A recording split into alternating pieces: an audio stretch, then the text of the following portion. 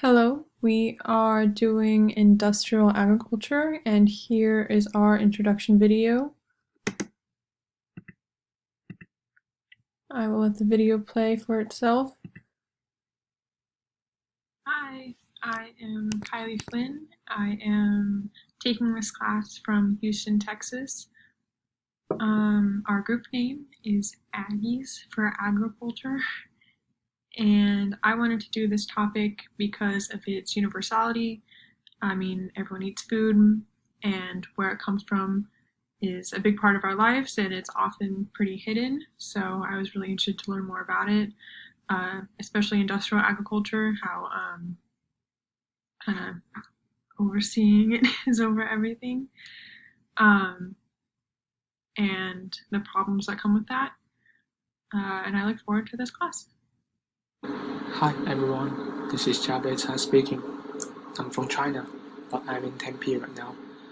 I'm in the group of SOS110 Summer B section. Our group name is Aggies. In fact, I chose this topic by accident. I did not finish my syllabus quiz on time, so our professor dragged me into the last group, the industrial agriculture, the topic. Anyway, I will do my best in the group work. Thank you. Hi, my name is Zhou Huiyang, from Team Aggies, and I'm from China, and I'm staying in China right now. It's 9 p.m. Yeah. I stay with my family for the summer break.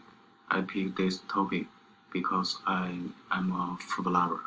I love eating, love food, and care about the food-related questions. More than people living in the city away from the very sources of food. Hence, many people have little awareness of industrial agriculture issues. I believe we should to know how their food is produced and what happened during the food production. Thank you. Hi, my name is Xirui Hu. I'm in China now. My group members, some of them in China and some of in Arizona. Our group team name is Aggie. The reason that I choose this topic is because that I did not do the syllabus quiz, so that I was assigned to Aggie. But personality, I'm very interested about this topic as well, so I will contribute my best to my group. And industrial agriculture is a sustainability problem, and it has caused many negative impacts. First, industrial agriculture is determined detriment to human health. Although industrial agriculture dramatically improves the production of food, it produces excess of calories.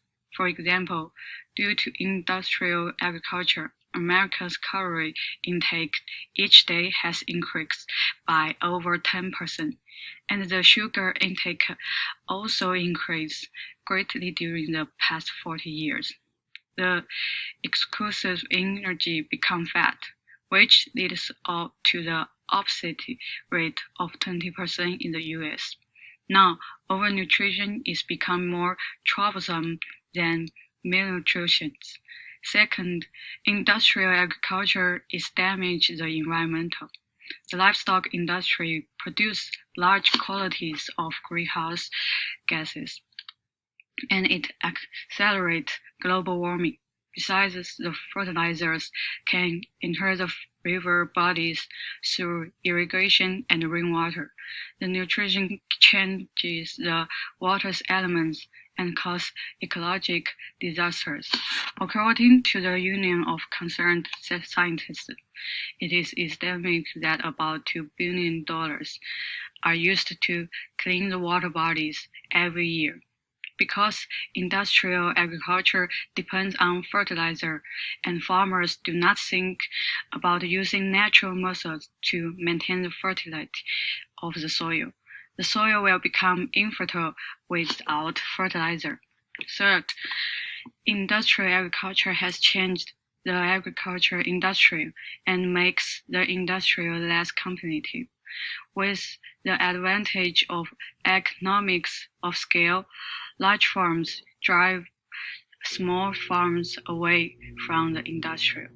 The market of the agriculture is controlled by a few large companies because people pursue profit and production. The crop species that can resist disaster and insects are preferred over and other valuable species are abandoned. Now, over 40% of the agriculture market is controlled by.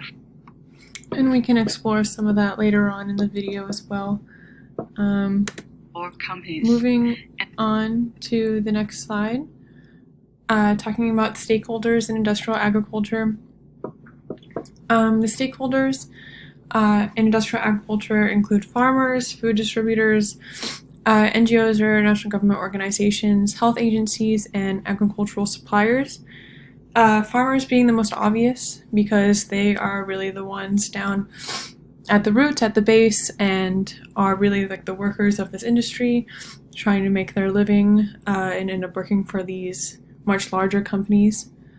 Food distributors are those who, distribute food. They get the food from the farms to the distributors, such as a grocery store.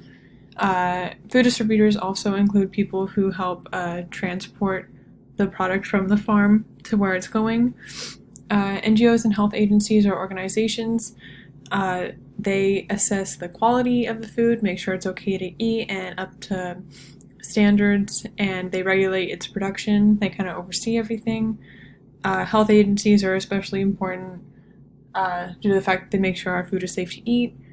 And agricultural suppliers are those who supply the farms themselves with the different items they need, whether that be any kind of equipment or anything like that. Some of the visible impacts and effects of industrial agriculture. It actually has a lot of negative effects. It can affect human health. The way our food is produced actually has an effect on how healthy it is. It has a lot of negative impacts on the environment, as we know. It's a source of water pollution due from pesticides and fertilizers. It makes the soil infertile from overuse. And the way that we cycle through crops and seeds, it declines the gene diversity of the food that we eat and the crops that we're planting. On the society, it's just negative overall. Some of the main drivers of industrial agriculture are population growth. Around the year 1800, the world population was only around 1 billion people, and now we're dealing with more than 7 billion mouths. That's a lot of people to feed, and it's kind of pushing industrial agriculture forward, a way to get more food to more people as cheaply as possible. Family income is increasing. People need more food, people have more money, people have less money. We need to be able to accommodate everyone.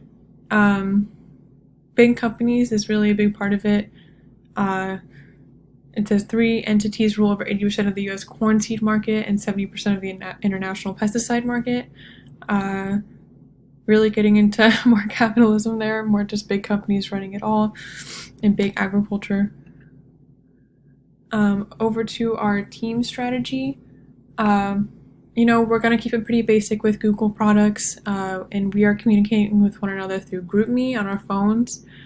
Time zones are different between a lot of us, but we figured that evenings around 7 or 8 p.m. are the best. It's not too late in the United States and also not too early in the morning for our members in China. We figured that email probably wasn't the best. I know a lot of people our age don't check their email too much or as much as they should. So GroupMe really works out. We can get notifications right away. And we're going to do our best to make sure everyone is included and is contributing to everything. And if people aren't contributing, we'll report it. But so far we've been pretty good, and we're all looking forward to working together this semester and learning more about industrial agriculture. And here are our references. Thank you very much.